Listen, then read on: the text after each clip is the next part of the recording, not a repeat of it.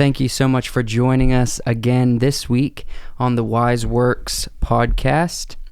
This is episode, doesn't matter, I can't remember, maybe like episode 64? Yeah. I think it's episode 64. Shoot, we're plowing through episodes. Yeah, we're up to like 3 episodes a week. If you're not familiar, if you only watch this on YouTube, if you prefer or even are just interested in listening to more of us in longer form and a little extra special... Little shake and bake. Yeah. We have a podcast on Spotify exclusively, audio only, that's longer. It's like an hour and a half long. Well, the 2 episodes we've done so far. The Midnight Special. It's called the Midnight Special. I didn't say the Nightly Special. You didn't say the Nightly. You said it correctly. This past one, we had our very, very good friends, Wyatt and Joe Mark. It was a very nice conversation with them. We will be having them on more. So go listen to it on Spotify. Look up Wise Works Podcast. You'll see the unique Midnight Special picture. And enjoy it. We have 2 episodes on Spotify of the Midnight Special. So yeah, I enjoyed doing this episode this Friday. Mm-hmm. Friday. You said you enjoy audio only long form podcasts. Oh yeah, definitely. Much better anyway. And it felt good. For me, I felt like they were getting introduced and they were talking about the topic, so I kind of let them talk. I didn't talk for a ton of it, but there's 4 of us and it was really good conversation. Yeah, it was. There was actually one point, like Fiona, or your cat, she just came up really like right next to me, so I just grabbed her and just like snuggled her for 10 minutes. She hates being snuggled, and I snuggled especially her for by like you. Yeah, for like 10 minutes. That cat's gonna love me someday. I think she already is getting used to me. Yeah, if you guys are like cats, maybe I'll show her at some point. Her name's Fiona. My wife calls her Lil Beast.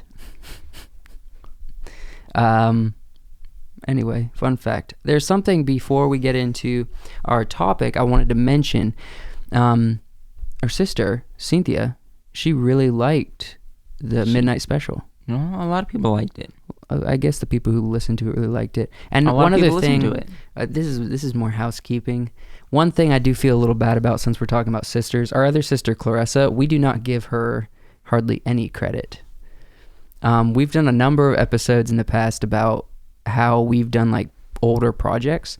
Our sister did help us out with a lot of things behind the scenes, with editing, with graphics and stuff of that nature. Clarissa actually, me and her got together. She actually was the primary designer for our Wise Works logo. Me and Kurt talked and we came up kind of with the symbol and everything, and she designed it. So we tend to overlook her when we tell stories, but just wanted to let you guys know our sister Clarissa, she's a talented photographer and graphic artist, and she has helped us out many times in the past that we don't give her credit for. That is true. There you go. Just a little shout out. Okay. What do we want to talk about this on this fine day, I think we should talk about our thoughts regarding action movies. Okay. Yeah. When you think of an action movie, I know for the most part you tend to like them more than I do, but we can talk. No, I have leaned towards. I think we both kind of at the same time are leaning towards this. This is the evolution of kind of us and enjoying films, movies. Mm-hmm. We were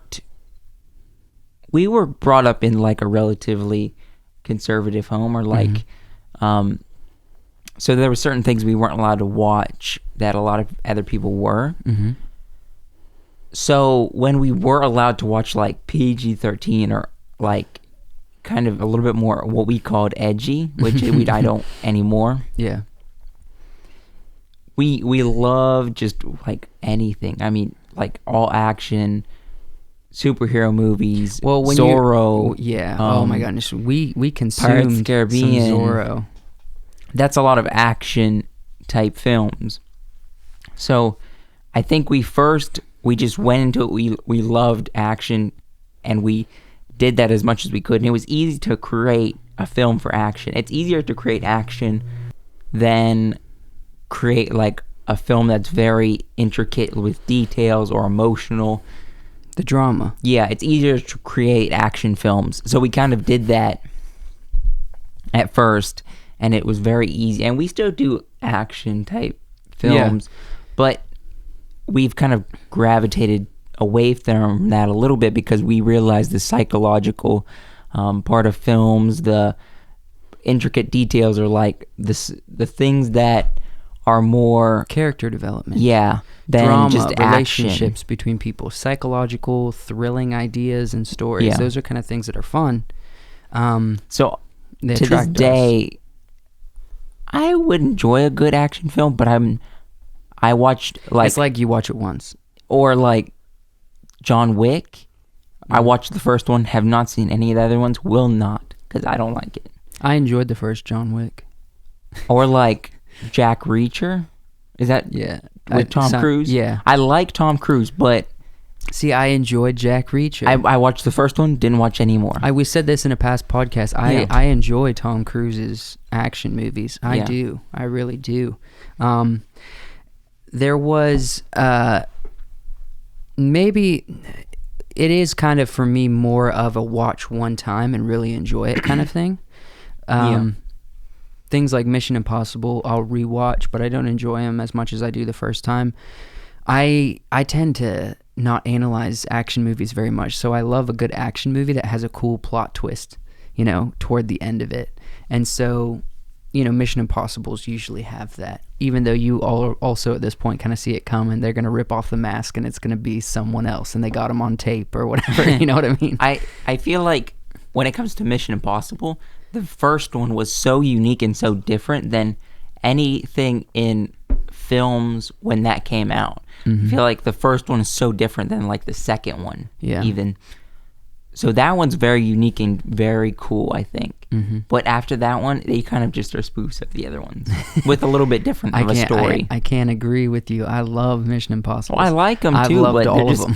they're very action forward. Yeah. There's not like there's a little bit of plot twist, but it's not like insane. Yeah, going back to what you're saying about John Wick, though, something that action movies rely on a lot is car chases, things exploding. I have not there's watched a lot of gun involved. There's a lot of guns that are involved and whatnot. I have not watched a movie with a car chase it's been a couple years now. Yeah.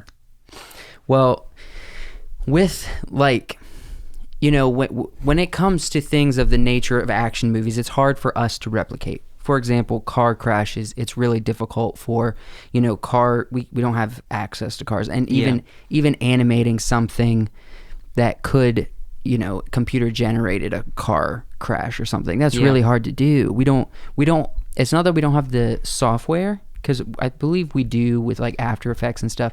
We don't have the manpower or we the don't have budget. the time or the knowledge yet. Yeah. You know what I mean? Or the budget. But there are things we can do, like gunshots, So in the past there are things kind of like, they're called squibs, or I've heard people refer to them as squibs. They're kind of like things you can attach to your body that are like mini explosives that they put like blood and stuff, fake blood. Yeah. And when you shoot or, when you set it off, it's like a controlled explosion. It sends things around. Even that, we've done a little bit of explosions for guns. Can I bring up a topic that's a little bit off, but it's still talking about that? I have this interview of Steven Spielberg that I love watching. It was like a couple years ago, or probably like 10 years ago now, but someone interviewed Steven Spielberg and it showed footage from when he was like a teenager creating films, homemade films, when he first got started. Yeah. Kind of like us. Yeah. He talked about, he had like some black and white footage, and he talked about when he was a kid, he used to lay like boards on the ground, like just not long, about that long, and he would put a bunch of dirt at one end, and they would run and jump on the dirt and make it look like a grenade was going off in a war film. And I love that interview because it just shows like someone in his teens that's like Steven Spielberg was making Mm-hmm. stuff like that, and today what is he doing? Yeah, I mean, it's the biggest stuff out there. yeah, But that's kind of like DIY. And for things like gunshots, like I was saying, there are ways and YouTube videos you can look up to figure out how to do them that doesn't involve explosions. You shouldn't do, the squib method because it can be dangerous unless you have professionals working with them. Yeah. But there are ways that, we can share this about how we've done gunshots and gun wounds in the past. So, for example, there's been times where a lot of times we try to do as much in-camera stuff, but with like visual effects and blood going out of places, we haven't had the time on set to be super creative with it, even though we have done it a few times. So like this is something that we actually learned when we were really young. That's actually a really cool, unique thing is if you're just going to get a shot of someone shooting a gun and you don't need to hold it on that shot too long, you can put a little, what do you call it? A little firecracker? Yeah. If you have a metal barrel and a fake gun, you can put a little firecracker at the tip of it, light it, get it out of the shot, have the character hold the gun, and when it blows up, it looks like you just shot out of the front of the barrel. And that's a really cool trick because you got smoke and everything that goes off, and it looks very realistic. It's all in camera. But like for like blood effects, a lot of times we would use something that are overlays. Something that's a really cool trick to do is if you're going to do a quick cut shot, you can do makeup where it looks like there's a hole in the face and then have, the character acting like they just got shot. And then when you put it in editing, you have overlays that are like alpha videos where it's pretty much some blood splurts and you can put it on top of another video and it's like a PNG image, but it's for video and it just looks like it's blurts out of the person's head. Watch our nightly special or listen to our nightly special. I mean, midnight special. Wyatt talked about this a little bit. He did, because on the one we just came out with. For Dying of the Leaves, that's what he was talking about when it came to the blood splats. Yeah, exactly. So pretty much there's a lot of ways to do it, but some ways that more independent filmmakers do, and even like if you don't have access to firecrackers or something, you can even just throw in a little PNG image of a light burst and position it on top of the gun barrel at the tip of it, and when you just do like a frame of that, it looks like a burst of light just popped out, and you can do sound effects and everything. There's a lot of ways me and you have leaned towards as much in camera, but because of lack of resources and stuff, we tend to do a lot of it in computer and editing. So that's a way a lot of people do it. There's multiple ways, but when you think of how we've done effects in the past, have you seen a big progression? Because I know there's an example of something that I remember pretty well. Yeah. I remember, this is probably what you're thinking of, because we're synced up. We know. The film Prisoner of War. Yeah. We had a film when we were younger where we were with our friend Jake Styling. He was going to get executed, so we took an axe and we made it look like we were going to chop his head, and then we cut to another scene of you just chopping the log, and then we cut again to where we had like a fake head roll off of his neck. And we put his head down in his shirt. We had no effects. It was just like shot yeah, that we cut together to make it look like his head was coming off. Which is unique, but it's just shot. There was no effects or anything like that in the shot. Yeah.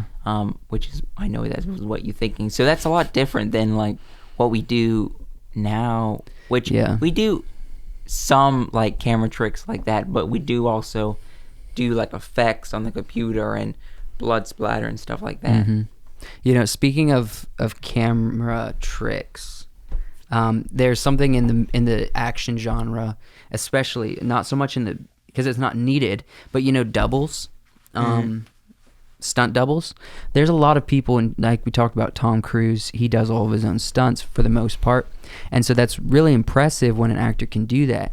But pretty much stunt doubles there's ways that you can trick the audience to briefly think that a stunt double, obviously, if they're dressed up the same way, if they are of the same body build and everything, then you can position the camera from wider angle or not looking directly at their face. Maybe you're looking at them from over the shoulder or behind them or something, or maybe it's just a big scuffle in a, like a fight scene or something, and you don't ever get a clear shot of their face.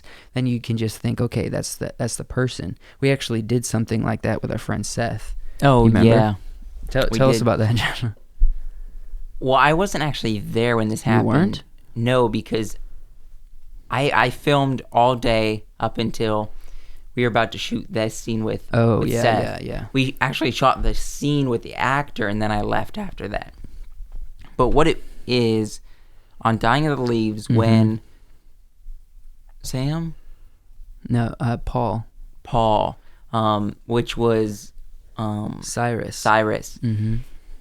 There was a scene where he trips and falls down this like hill, and he rolls. It's not a small hill, but it's not a huge one either. Yeah, it was enough that we didn't want to put Cyrus, who is a upper middle-aged man, in any kind of physical danger. Well, he's also not. He's volunteering his time basically, exactly, and yeah, we're not going to put him in any position. I was originally going to do it, and he's a little bit chubbier than me, but I thought maybe we could get away with it if I just like wore a few extra layers of clothes, and so, but my friend Seth, who it worked out perfectly. We filmed the scene with Paul, and I knew he was going to have to roll down the hill. We were going to film that stunt at the end of the day. So pretty much what we did is that we just had Paul kind of like lean over and then kind of roll his body over so you can get his face and everything, so we can cut it together. Which was what I was there for. Yeah. And so that's good. That's kind of like follow through. So whenever you get your lead actors to do like follow through movements, and that helps with cutting and making the audience believe that you weren't just tricked, Yeah.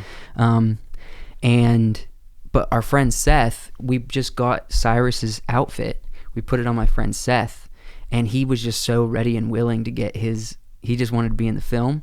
So I had him roll down this hill because he was just willing to do it. And he was a trooper, man. I mean, he just flung himself down that hill multiple times. I wish I was there. Every time he did it, I was like, frick, man, he's gonna hurt himself, because he was just like, you ready? And I was like, yeah, go ahead. And he just like, wow.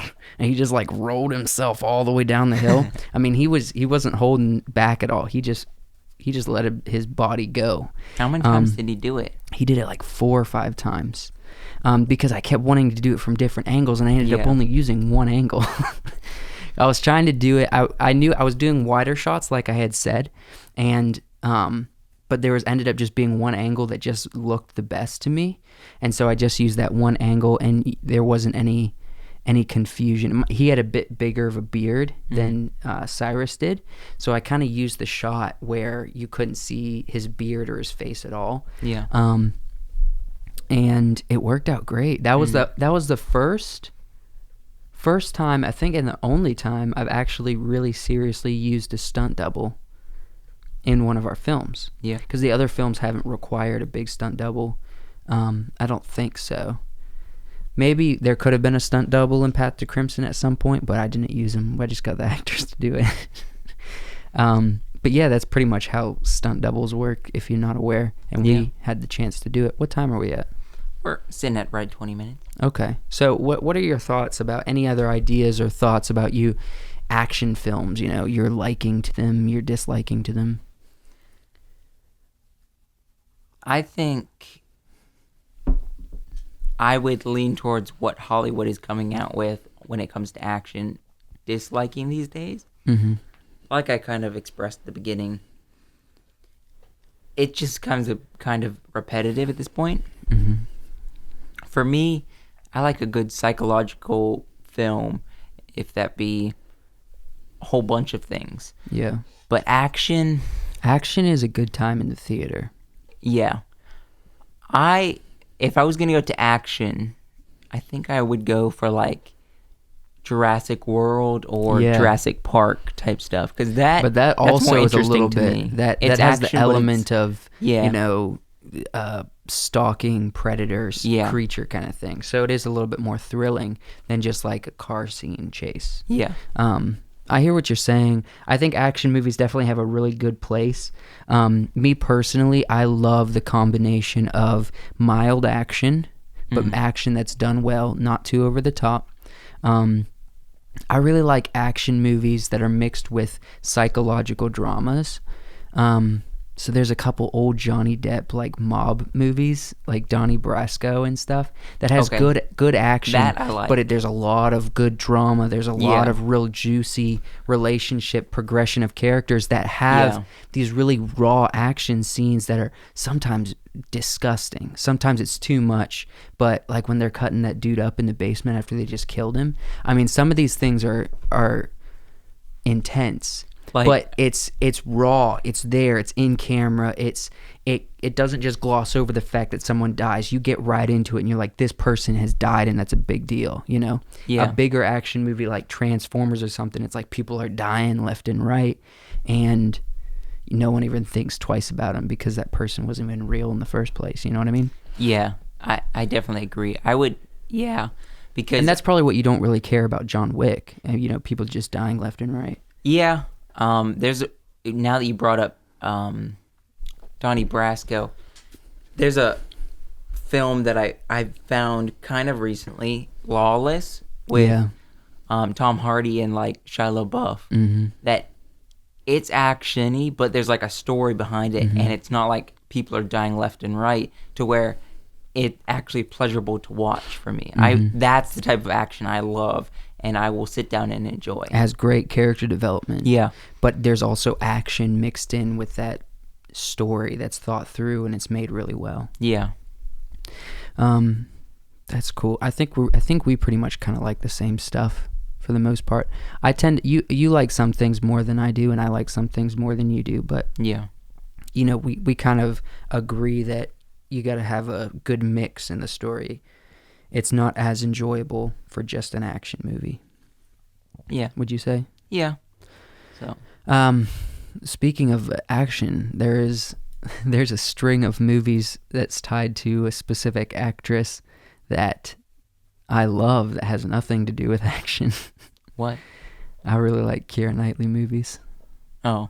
Okay. I knew it was going to be watch Pirates of the all Caribbean, of sort of.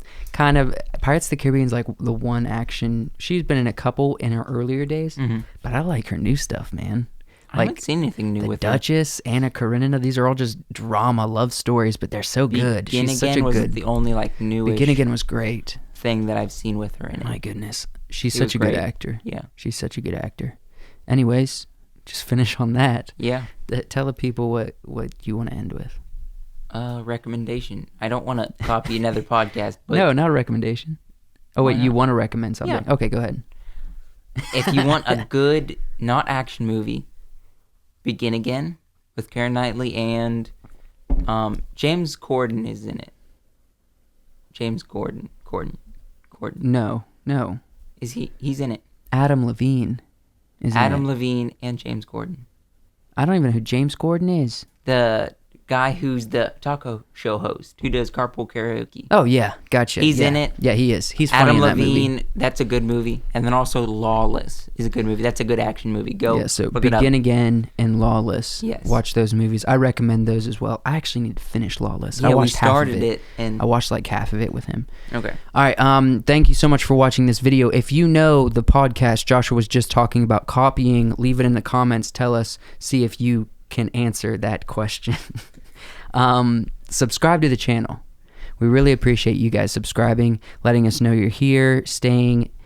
Well, subscribing allows you to see on your feed whenever we come out with something new, and so you won't miss a podcast. And so the best way, if you found any value or entertainment out of this podcast, we would appreciate a like and a subscribe. You know, come back for more later. You'll probably find the same amount of entertainment on future videos or ones that we've already come out with, you know, or more more entertainment. All right, we're on Spotify, we're on YouTube, we're on Instagram and Facebook. And we're also in the Friendly Neighborhood Wiseworks, guys. Friendly We're in Neighborhood your Wiseworks. neighborhood. We are out to make you geeks of our work. We really We are. appreciate it, you crazy crack daddies. Have a good day.